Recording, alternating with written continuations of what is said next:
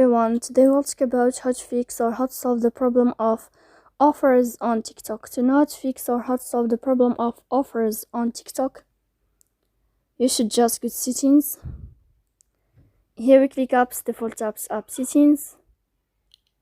Then this list you will enter to the window or to the app of TikTok and you click. Here in this page of app info you will click on first stop and you click OK. Then we'll enter to the window of storage.